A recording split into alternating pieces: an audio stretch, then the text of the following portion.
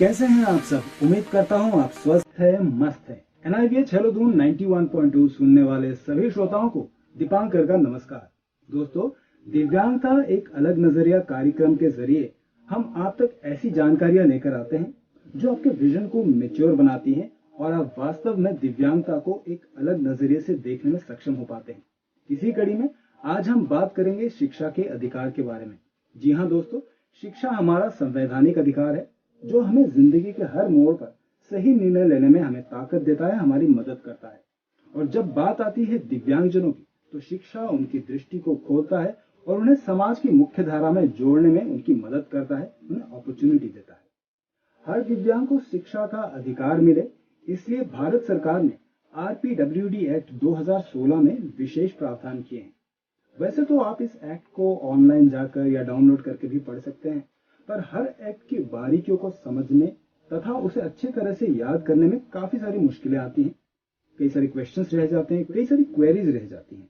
दोस्तों, आज यहाँ आपसे जुड़ने का उद्देश्य यही है कि आपकी इन्हीं सवालों के जवाब हम आज ढूंढने की कोशिश करेंगे। और इसी वजह से आज हमने हमारी स्टूडियो में आमंत्रित किया है डॉक्टर पंकज कुमार को। डॉक्टर पंकज कुमार देहरादून स्थित NIPVD के विशिष्ट शिक्षा विभाग में असिस्टेंट प्रोफेसर के पद पर कार्यरत हैं। और डॉक्टर पंकज कुमार से आज हम शिक्षा के अधिकार के बारे में डिटेल में बात करेंगे। डॉक्टर पंकज कुमार, आपका हमारे स्टूडियो में बहुत बहुत स्वागत है सर। नमस्कार सभी, आपको भी और सभी श्रोताओं को भी नमस्कार। नमस्कार पंकज सर। सर, शिक्षा के अधिकार के बारे में बात कर रहे हैं, राइट टू एजुकेशन के बारे में बात कर रहे हैं। एकदम बेसिक क्वेश्चन से शुरू करते हैं कि राइट क्यों माना जाता है, यार राइट के बारे में क्यों कहा जाता है? एजुकेशन तो एजुकेशन है, हर कोई पढ़ लिख लेता है, इसको मतलब ऐसे अधिकार क्यों लिया जाए इसको? हाँ, बहुत ही अच्छा प्रश्न है आपका कि देखिए, शिक्षा होती ही क्यों जरूरी है। शिक्षा इसलिए जरूरी होती है कि किसी देश में अगर हम एक शिक्षा को एक बड़े कैनवास के रूप में लें, एक बड़े हॉरिजन में देखें, तो शिक्षा एक व्यक्ति को बहुत रूप से एनरिच करती है। एक उस व्यक्ति को एक बच्चे को अच्छा नागरिक बनाती है, उसे उसके उद्यम से जोड़ती है, उसमें व्यवसायिक गुणों का विकास करती है, उसमें क्षमताओं का कुछ विकास करती है, कुछ कुशलताएं ऐड होती हैं।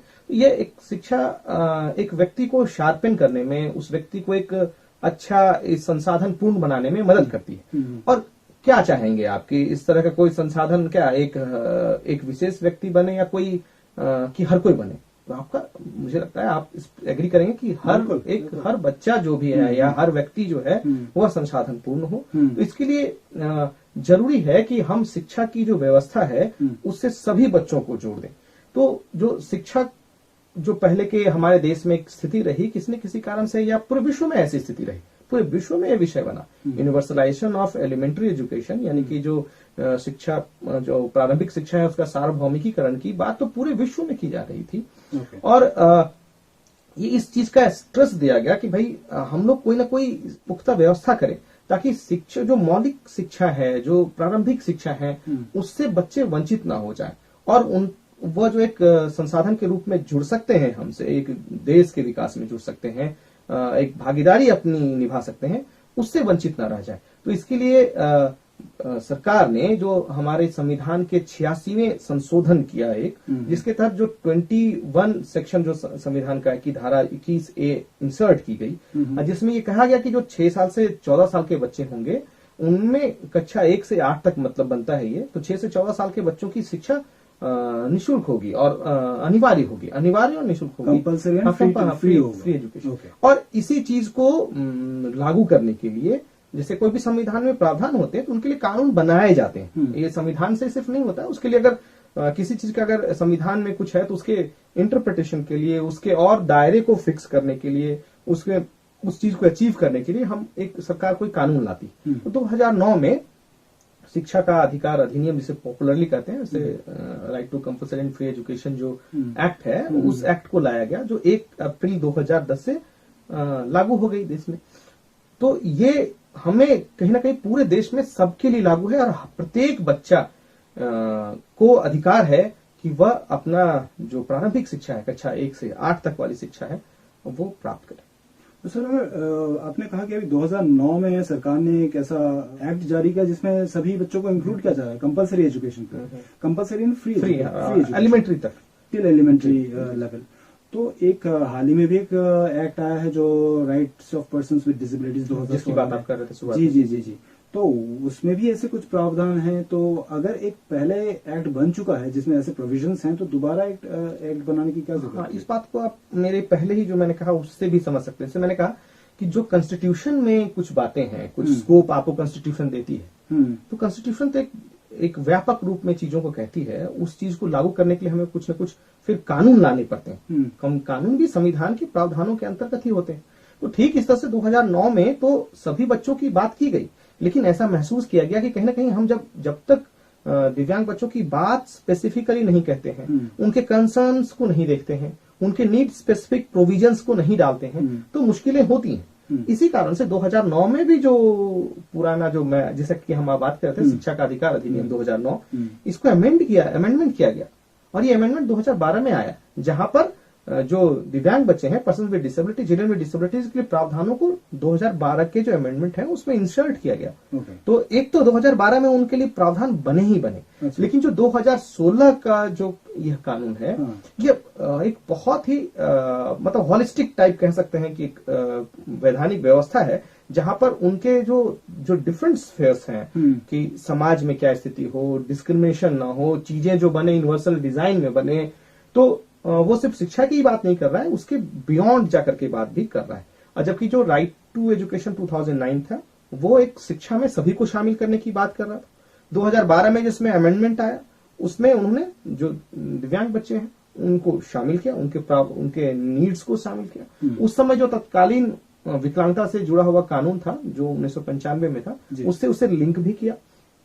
तो व्यवस्थाएं उसके अनुसार की गई। आप इससे समझ सकते हैं कि ये जरूरी है। तो इस तरह से आप अगर सोचेंगे कि 2016 के कानून की आवश्यकता क्यों है, तो आप देखेंगे कई ऐसे कानून हैं जितने हम जो संविधान में तो प्रावधान है, लेकिन वो जब इंटरप्रेट ठीक से नहीं होता तो हमें उसके इंटरप्रिटेशन के लिए कानून लाने पड़ते हैं। जैसे साइबर क्राइम ही है, अगर ये नया चीज कुछ आ रहा है तो हम उसके लिए फिर एक नए कानून को लाते हैं, क्योंकि परिस्थितियां ही नहीं भी आ रही हैं। लेकिन हम दिव्यांगजनों के लिए जो चैलेंजेस हैं उनको कोई कानून कॉम्प्रहेंसिव रूप से डील नहीं कर रहा था। तो 2016 में जो rights of person with disabilities act लाया गया, एक्चुअली रिप्लेस किया 1995 के एक एक्ट को।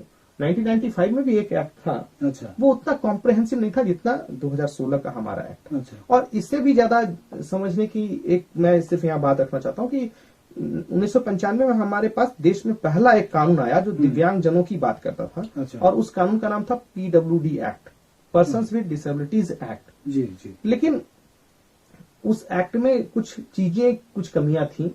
और दूसरी एक बड़ी बात कि उसके बाद एक बड़ा लैंडमार्क हुआ कि UNCRPD आया, यूनाइटेड नेशन ने एक कन्वेंशन लाया कि पर्सन्स विद डिसेबिलिटी के लिए क्या होना चाहिए, इंक्लूसिव एजुकेशन की अवधारणा कैसी होनी चाहिए। इसके लिए एक मोटे तौर पर उसने अपने एक कन्वेंशन किया। इंडिया एक फर्स्ट कंट्री था जो उस पर साइन किया और उसको रेटिफाई किया।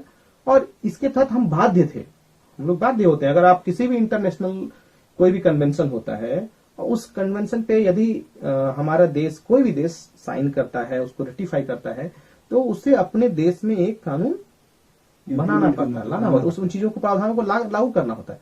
और 2016 वो उसका एक, आप उसके साथ जोड़ करके देख सकते हैं। यदि आप 2016 के कानून को देखेंगे तो उसके प्रिम्बल में भी UNCRPD की बात कही गई है। जी, तो बहुत डिटेल में बताया आपने कि 2009 का जो एक्ट था वो मतलब इन जनरल बात कर रहा था कि एजुकेशन में सबको इंक्लूड करना चाहिए, लेकिन RPWD एक्ट वो एक होलिस्टिक अप्रोच के साथ आगे बढ़ा और स्पेसिफिकली डिजेबल्ड जो लोग हैं उनके राइट, एजुकेशन राइट्स के ऊपर ये स्पेसिफिकली बनाया गया है। और not just education, beyond education in society में पूरे, जैसे उनके इंटरेस्ट को ध्यान में रखकर ये एक्ट लाया गया। सर, इसी से ही जुड़ा हुआ मेरा अगला सवाल है आपसे, वो ये कि शिक्षा का अधिकार एक नॉर्मल इंसान के लिए क्या होता है हम सभी जानते हैं, पर एक दिव्यांग जन के लिए उसकी अहमियत क्या होती है? देखिए, अहमियत तो तय है, अहमियत तो सबके लिए उतनी होती है। मेरा तो इसके उत्तर ये हो कि अहमियत तो उतनी होती है। अच्छा। लेकिन उस अहमियत से ज्यादा कहीं एक्सेस करने की बात होती है। एक्सेस एक लाभ उठाने की बात है, उस तक पहुंचने की बात होती है। अगर आप देखें कि जो यूनिवर्सलाइजेशन ऑफ, जो मैं बात करता था एलिमेंट्री एजुकेशन की जो बात कही गई 2009 में तो 2-3 चीज पे फोकस रखा गया था कि पहला कि यूनिवर्सलाइजेशन एक्सेस होगा और यूनिवर्सलाइजेशन रिटेंशन, और तीसरी बात होती है क्वालिटी की, जहां पे हम बात करते हैं यूनिवर्सलाइजेशन ऑफ अचीवमेंट की, मतलब जो शेयर्ड हम अचीव करें। यानी कि पहला एक्सेस, दूसरा रिटेंशन और तीसरा अचीवमेंट। तो अगर इस रूप से भी देखें तो हर स्तर पर आप एक पर्सन विद डिसेबिलिटीज को एक चैलेंजेस तो आते ही आते हैं। एक शिक्षा में एक सामान्य रूप से स्कूल पहुंचना है, एक्सेस करना है उसे, उसको पहुंचना है, हम एक इंश्योर करें कि हर लोग पहुंचे। तो एक बच्चे के पर्सपेक्टिव से सोच के देखिए, स्कूल के पर्सपेक्टिव से सोच के देखिए, दोनों तरफ से ये बहुत जरूरी हो जाता है कि स्कूल एक्सेसिबल बने और बच्चे वहां तक पहुंच सके। तो दोनों एस्पेक्ट में देखेंगे तो ध्यान दिए जाने की जरूरत है। हाँ, और उनके लिए अगर अधिकार आप नहीं बनाते हैं तो हो सकता है कि विद्यालय मना कर दे। आप एक कोई नहीं है, वो कंपेल्ड नहीं रहते तो फिर वो मना भी कर सकते थे। या फिर आप ये महसूस करें ना कि जब से ये, अगर आप डाटा भी देखें तो सिग्निफिकेंट अंतर आया है। जो पहले दिव्यांग बच्चों के स्कूल में प्रतिभागिता का स्तर था, या मतलब उनके एडमिशन का जो रेशियो था, वो काफी बढ़ा है, काफी सुधार हुआ। लेकिन अभी भी बहुत कुछ किए जाने की जरूरत है। आज भी अगर आप देखें तो दूसरे ग्रुप, अगर मान लीजिए बच्चों में अगर समूह माने तो जो दिव्यांग बच्चों के का जो समूह है, उनका जो एक उनकी जो प्रतिभागिता होनी चाहिए, या उनका जो अनुभाग, मतलब एक परसेंटेज होना चाहिए एक शिक्षा में क्या है, तो आप पाएंगे कि वो काफी लो है। मतलब कितने लोग जो लाभ उठा पा रहे हैं शिक्षा, वो प्रतिशतता बहुत कम है। तो और भी स्टेप्स उठाने चाहिए। आप जब तक आप शिक्षा को अधिकार नहीं बनाते हैं तो शायद स्कूल इतने सेंसिटिव नहीं हो पाएंगे, माता पिता भी शायद सेंसिटिव ना हो पाए, अब बच्चे भी इतने सेंसिटिव या व्यक्ति ना हो पाए। तो इसके लिए जरूरी है कि एक अधिकारपूर्ण माहौल का निर्माण हो।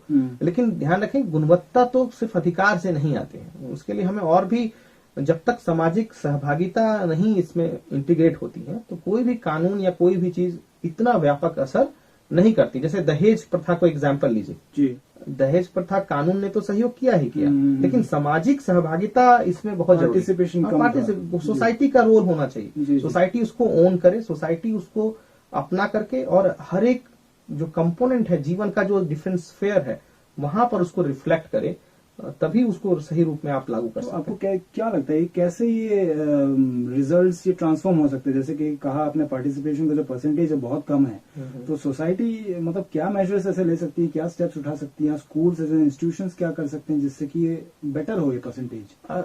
बिल्कुल, देखिए इसके लिए जरूरी है कि आप, मैंने कहा ना कि भागीदारी बहुत इंपॉर्टेंट। जैसे आप सिर्फ स्कूल में बुलाना चाहते हैं किसी को, तो शायद आप, स्कूल हम तैयार ही नहीं है अगर उस चीज के लिए, तो वो नहीं भी आना चाहेंगे। आप अगर मान लीजिए उनके लिए कोई सुविधा ही ना हो, वो आप, स्कूल तो कहती है कि आप, मैंने बुलाया, एक स्कूल होता है कि आप एक कानूनी प्रावधान किए, और दूसरा एक कंडीशन होता है कि वेलकमिंग स्कूल हो।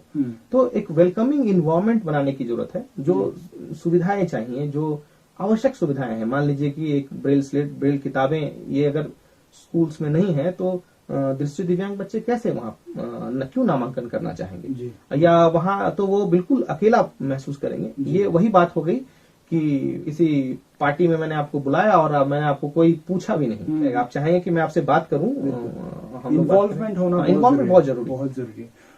बहुत बढ़िया सर। और शायद आपने जो यहाँ पे जो अभी कहा कि ब्रेल स्लेट का उदाहरण दिया, मुझे लगता है शायद यहाँ पे एक्सेसिबिलिटी की भी बात आती है। हाँ बिल्कुल, है ना? तो ये बहुत बड़ा मुद्दा है एक्सेसिबिलिटी। एक्सेसिबिलिटी दो टर्म्स में है। जैसे मान लीजिए एक्सेसिबिलिटी, तो एक बात ये हो गई कि हम स्कूल की बात कर रहे हैं कि स्कूल में एक्सेसिबिलिटी हो, मतलब बिल्डिंग्स जो हैं वो एक्सेसिबल हो। इसके साथ साथ जो क्लासरूम के बातचीत होती हैं, उनमें एक्सेसिबिलिटी भी बहुत इंपॉर्टेंट कंपोनेंट है। अच्छा, कि जैसे मान लीजिए आप किताबें हैं, वो एक्सेस अगर नहीं कर पा रहा है, उस सामान्य कंडीशन में हो सकता है कि वो किताबें बहुत इंपॉर्टेंट हो, लेकिन एक कोई दिव्यांग बच्चा पहुंचता है क्लासरूम में, तो हो सकता है उसके लिए वो मीनिंगलेस हो जाए। तो जरूरी ये है कि हम लोग उस सेंसिटिविटी के साथ स्कूल काम करें। और एक्ट तो बहुत जरूरी है, शिक्षा का अधिकार जरूरी है, नहीं तो शायद जिस स्तर पे भी हम आज बात कर रहे हैं, हम आप बात भी इसलिए कर रहे हैं क्योंकि ये कानून है, तभी हम आप बात कर रहे हैं, वरना हो सकता है कि हम बात भी नहीं करते, उसकी इंपॉर्टेंस को नहीं समझते हैं। जी सर, राइट टू एजुकेशन की इंपॉर्टेंस के बारे में बात कर रहे हैं और RPWD के बारे में बात ना करें, ऐसा नहीं हो सकता। तो RPWD एक्ट 2016 में समावेशी शिक्षा, जिसको इंक्लूसिव एजुकेशन भी कहते हैं हम लोग, उसके बारे में भी बात की गई है। तो थोड़ा हमें विस्तार में बताइए कि क्या क्या उसमें कही गई है इंक्लूसिव एजुकेशन को लेकर। देखिए, सबसे तो कि इंक्लूसिव एजुकेशन को कहीं ना कहीं ये परिभाषित ही करता है। तो एक बहुत बड़ी बात होती है कि आप अगर किसी कानून में किसी चीज को परिभाषित करते हैं तो यानी कि आप उसके जो बाउंड्रीज फिक्स कर देते हैं, आप उसको तय कर देते हैं कि भाई इस बाउंड्री में रह करके आपको दायरा फिक्स कर देते हैं। तो जो सर्विस प्रोवाइडर है या जो सर्विस लेने वाला है, दोनों के लिए बहुत बेहतर हो जाता है। तो अगर स्कूल एक सर्विस के रूप में अगर लें, सोशल इंस्टीट्यूशन या सर्विस के रूप में लें, तो आप देखेंगे कि जो rights of person with disabilities के सेक्शन 2M में इंक्लूसिव एजुकेशन को परिभाषित कर दिया गया, डिफाइन किया गया। और डिफाइन ये किया है कि इंक्लूसिव एजुकेशन एक ऐसी व्यवस्था है जहां पर दिव्यांग बच्चे और अन्य बच्चे साथ में पढ़ेंगे। लेकिन सिर्फ साथ में पढ़ने से नहीं होगा, इनके लिए कंडीशन डाला गया कि जो उनके पढ़ने और पढ़ाने का जो वातावरण होगा, जो इन्वायरमेंट है, वह सुटेबली अडेप्टेड होगा, अनुकूलित होगा। पर ये सबके लिए? हाँ, सबके लिए नहीं, विशेष दिव्यांग बच्चों के लिए मैं बात कर रहा हूँ कि इंक्लूसिव एजुकेशन तो सबके लिए। मतलब इंक्लूसिव एजुकेशन एक व्यवस्था है जहां पर दिव्यांग बच्चे या अन्य बच्चे एक साथ पढ़ते हैं, एक व्यवस्था है।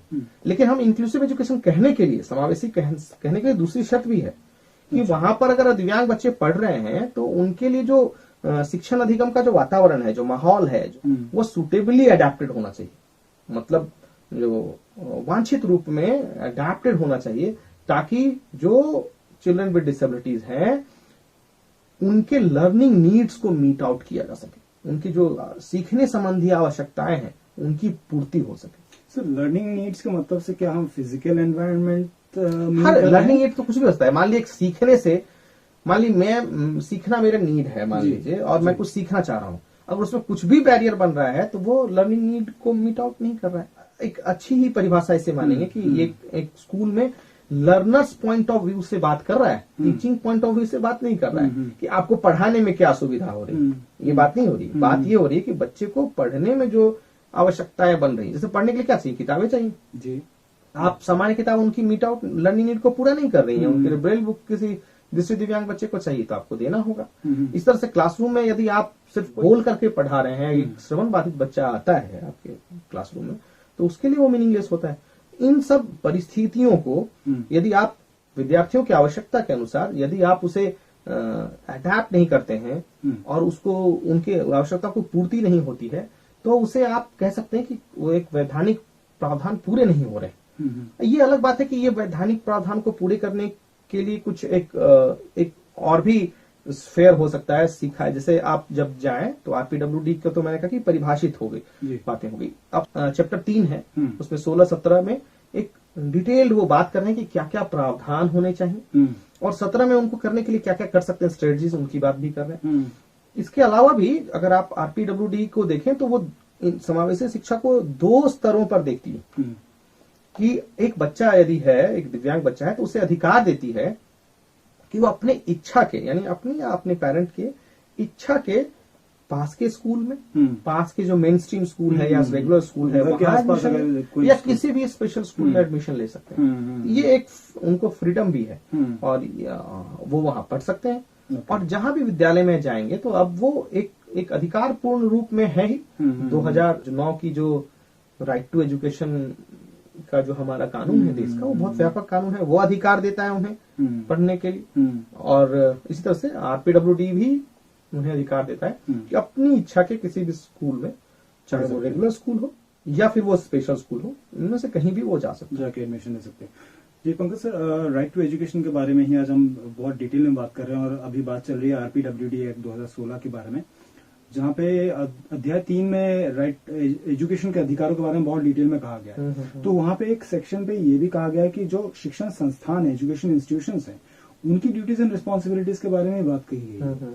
तो मैं ये जानना चाहता हूँ कि दिव्यांग इंसान के पास लीगली क्या अधिकार रहते हैं कि वो किस तरह से उन राइट्स को यूज कर सकता है किसी इंस्टीट्यूशन के को, अगर कोई इंस्टीट्यूशन मान रही है राइट्स, या किस तरह से उनके क्या अधिकार है दिव्यांगजन के? अधिकार तो उनके पूरे शिक्षा ही अधिकार है। मान लीजिए मैं एक बच्चा हूँ और मैं क्लास 6 में पढ़ता हूँ और मैं जिस स्कूल में पढ़ता हूँ तो मेरे पास अधिकार है कि मैं उस स्कूल जो है मुझे सभी चीजें उपलब्ध कराएं। सभी चीजें मतलब एक जो एक दायरे में उनके जो लर्निंग नीड्स को मीट आउट कर रहा हूँ। जैसे मान लीजिए यदि मेरी आवश्यकता ब्रेल पुस्तकों की है तो ब्रेल पुस्तकें मुझे मिले, प्रोवाइड कराएं। हाँ, मुझे कुछ एड्स एंड अप्लायंसेज चाहिए तो वो उपलब्ध कराए जाए। जो भी आवश्यक है वो विद्यालय कराएंगे।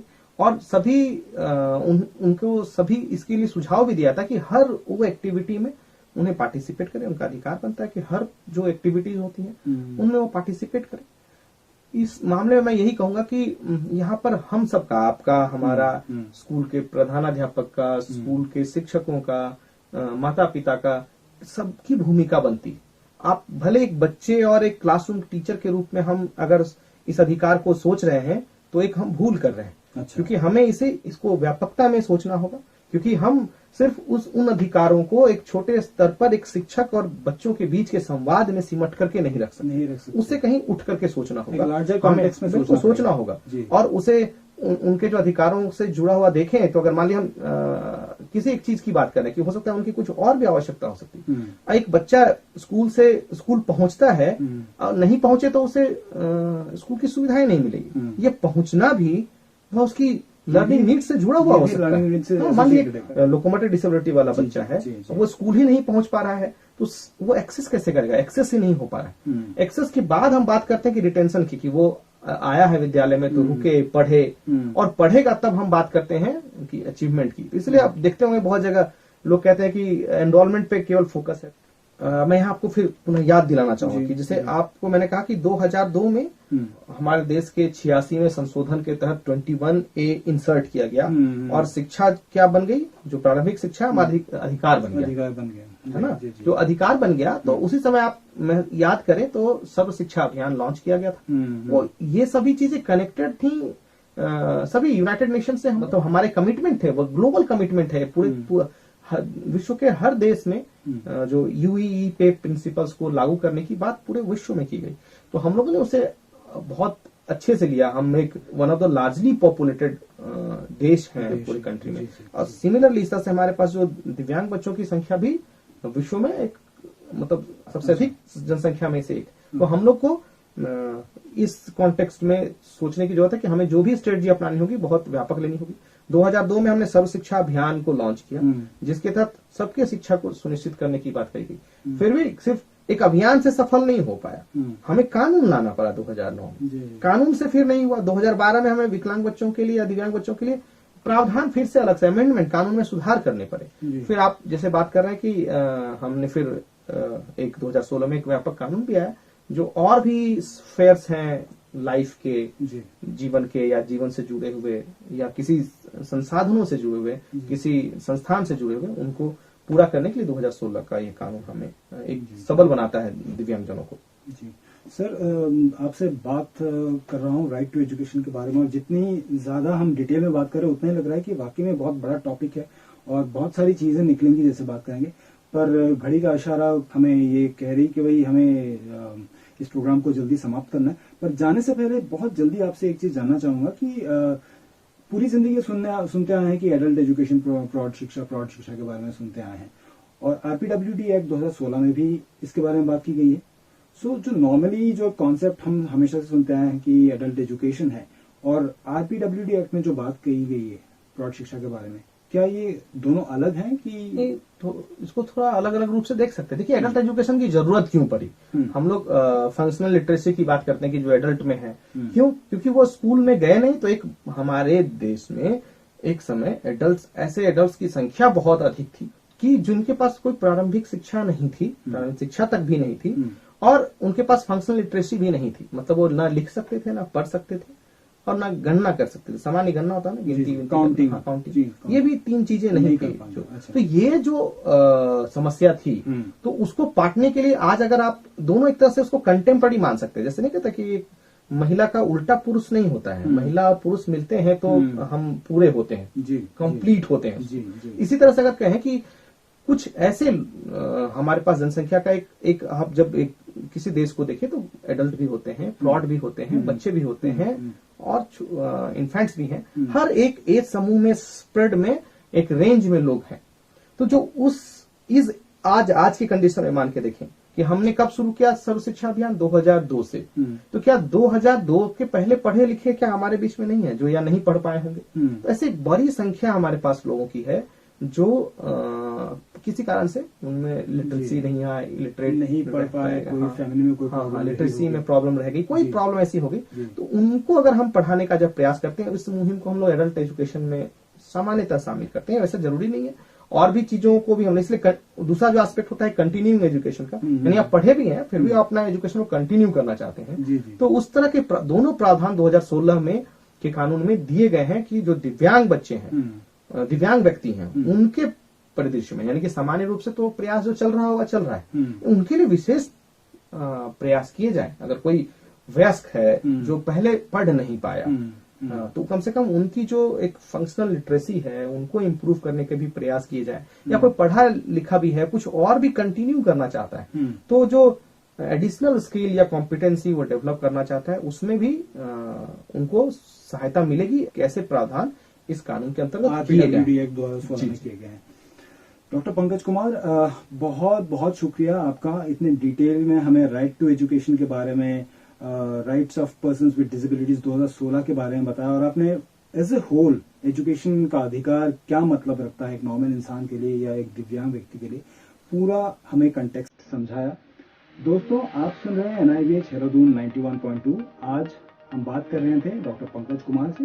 डॉक्टर पंकज कुमार देहरादून स्थित NIPBD में स्पेशल एजुकेशन के डिपार्टमेंट में असिस्टेंट प्रोफेसर है, और आज हम शिक्षा के अधिकार के बारे में बात कर रहे थे। दोस्तों, हम चाहते तो ये है कि भाई ये जो हमारी जो चर्चा है ये बहुत लंबा चले, क्योंकि बहुत इंटरेस्टिंग चीजें हमारे सामने आ रही, पर वक्त का तकाजा ये है कि हमें ये प्रोग्राम यहीं पर समाप्त करना पड़ेगा। पर हम दोबारा आएंगे आपके साथ मिलने के लिए, कुछ नए टॉपिक्स, नई बातें लेकर। लेकिन फिलहाल के लिए मुझे, दीपांकर और हमारे गेस्ट डॉक्टर पंकज कुमार को दीजिए विदा। सर, आपका एक बार फिर से बहुत बहुत शुक्रिया हमारे स्टूडियो में आने के लिए और आपका कीमती वक्त हमारे साथ शेयर करने के लिए। बहुत बहुत धन्यवाद। दोस्तों, फिलहाल आप सुनते रहिए NIVH देहरादून 91.2, और मैं आपसे इजाजत लेता हूं। मैं हूं दीपांकर, वादा करता हूं दोबारा जल्दी मिलूंगा किसी एक नए टॉपिक के साथ। तब तक सुनते रहिए NIVH देहरादून 91.2।